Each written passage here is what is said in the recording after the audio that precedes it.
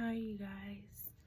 I wanted to come and quickly make a video, even though today I'm inside. Normally I would like to do a video in the car or somewhere where I know I'll have privacy, but right now I don't really feel like going anywhere like physically to go find a spot to do my video. But today I just wanted to talk about being the black sheep in my family, and how and when I found out that I was the black sheep. Starting from when I want to say 8, 7, somewhere around that age. There was a particular time where I was at my aunt's house, and all the kids loved going to her house because we could all play, and she had a lot of things that we could play with, like bikes and swings, and she kind of had everything that we liked to play with. So long story short, on this day, one of my aunt's daughters had just got her own apartment, and all the kids were at my aunt's house, and her daughter came to pick up all the kids to take them to her house to I guess like just hang out or whatever. This time when she came to the house,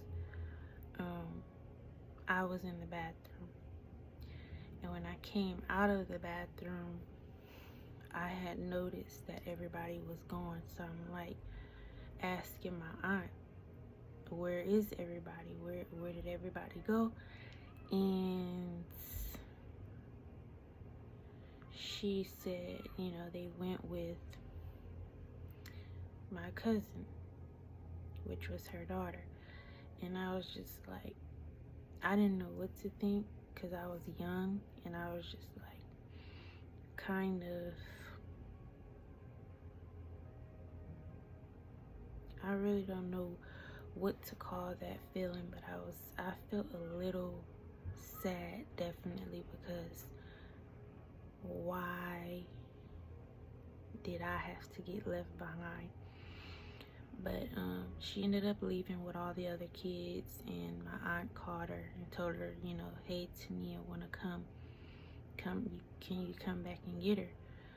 And then I do remember once she came back and I got in the car, I don't remember her saying, I'm sorry, I thought everybody was in the car, I didn't know you wanted to go, or nothing. It was just like I got in the car and that was that. And I didn't say a word, but everybody else was just screaming because she had the music bumping, and everybody was just singing to the music and just screaming. But I was just looking like out the window, like I was not happy. But yeah, that happened to me when I was a kid from my own family members. And this is my mother's side of the family. But let me think, there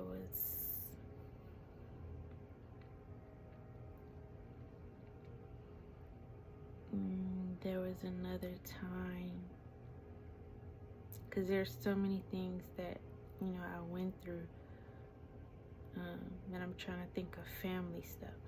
So the next one was from my stepdad's side of the family.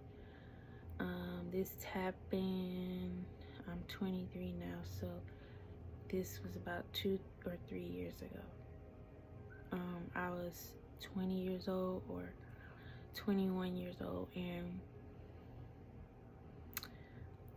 I had not too long ago graduated high school, and we ended up moving to Georgia like a month after I graduated high school. So I was definitely probably 19 or 20, so it had to have been 3 or 4 years ago. But yeah, long story short,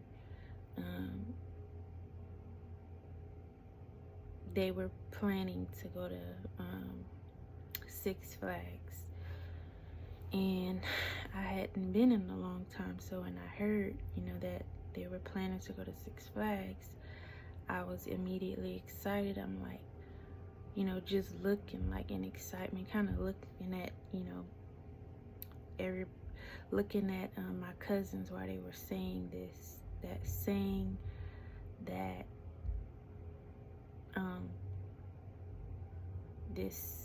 trip that was coming up.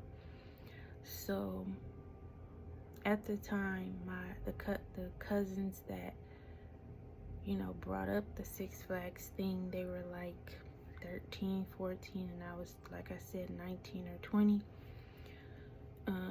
When they were mentioning Six Flags, they were just saying who they were going to bring with them. And no, they didn't mention me, or they didn't say, oh, Tania, you could come with us, or whatever. But I didn't think nothing of it because they were young. They were kids compared to me. So I was just, like, whatever. I didn't think much of it. I wasn't mad. So the day, I believe it was the day of that, they were gonna go. And then my stepdad's cousin, the one who was driving everybody in her car to Six Flags, I think it was her idea to invite me. So yeah, I ended up going.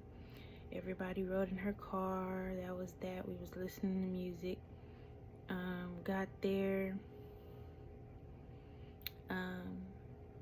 We ended up riding some good rides, for about a good 2 hours. Then we had a bathroom break, and me and the cousin who drove us, me and her daughter went in the bathroom together, and her daughter finished using the bathroom before me. So when I came out, she had just finished washing her hands. So I'm just washing my hands,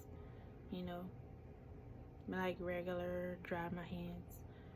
I come out of the restroom. I don't see nobody. Like, it was a group of it was about 6 of us, 5 or 6 of us. And when I came out the restroom, it was nobody waited for me. And like I said, the cousin that invited me, her daughter had finished using the bathroom. She was done. She left out. So by the time I was done washing my hands and doing everything else, I came out. Nobody waited for me. So at that point, I'm looking around, and all I see, because it was kind of crowded, it was a lot of people, and I'm just looking around like, oh my God, how am I going to find them? And at this point, I just wanted to go to the car. I didn't want to get on no more rides. I just felt like that was so shady and evil. Like, I would never do that to somebody. Just, invite them somewhere and then leave them by themselves. But so yeah, I ended up having to literally run and find them because it was so many people. Like, I'm like, I do not want to get lost at Six Flags. So I ended up finding them, and I just said, let me just stay with them because I don't want to get lost trying to go to the car, and I don't know how comfortable she is with me just sitting in the car. So the rest of the time we were there, I was pretty silent and heartbroken because it just felt like they didn't want me there, and that really stuck with me for a long time. So yeah, that was such a devastating experience. But I felt like, I'ma just pretend, that it didn't hurt me. I'ma pretend and, ignore the fact that all of them literally walked off and didn't, wait for me to finish using the bathroom. And also my skin was worse than what it was now. So I believe, in my opinion, I feel like they were embarrassed of me. But yeah, they say blood is thicker than water. People always show you what they really feel about you. So yeah,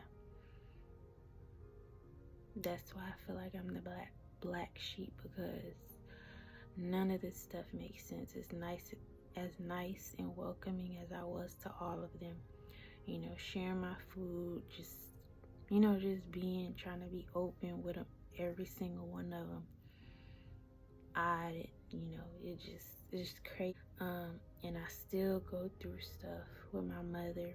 Can't talk to her about, a lot of the different trauma I've been through, because she puts up a wall and she treats me like I'm trying to, not just me, but my other siblings, like when we try to have conversations with her, she'll take it as an attack and get offended, and then we get nowhere. So it's like, I don't really bring up a whole lot of deep stuff that she should know, that happened under the roof, the same roof as her. I don't know if that makes sense. I was under her roof, when I was a kid, and still now, but it's a lot of things that she should know that I can't share, because it's just, when people put up a wall and they don't want to face reality, there's nothing really much that I can say to make her get it. So yep, there's plenty more stories, but I don't want to make this video longer than what it already is. So thank you guys for watching. For all those who watched to the end,